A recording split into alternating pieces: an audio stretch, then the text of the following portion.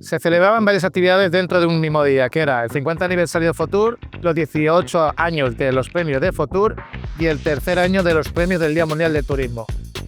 Para la Generalitat, asociaciones como Fotur son imprescindibles. En nuestro papel siempre apuesta por la escucha activa y qué mejor que tener un interlocutor próximo a sus asociados para trasladar las necesidades, avances y para buscar esas líneas estratégicas que compartimos y que debemos impulsar, que son sobre todo pues apostar por ese turismo regulado, sostenible y de calidad.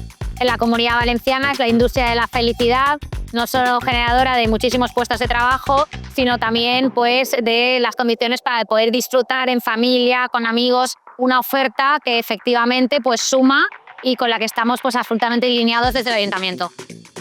Recibir un premio Fotur es el reconocimiento al talento femenino que hay en esta ciudad, que es muchísimo, y sobre todo recibir mucho apoyo de las instituciones en eventos donde se nos da visibilidad que bien la necesitamos.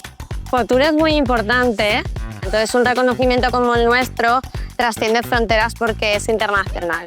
Supone un reconocimiento inmenso a estos 10 años de trayectoria y de investigación sobre las fiestas del fuego. Apostar por ese turismo regulado, sostenible y de calidad que apuesta por la excelencia, que es las bases que se están sentando desde Fotur para el turismo de ocio.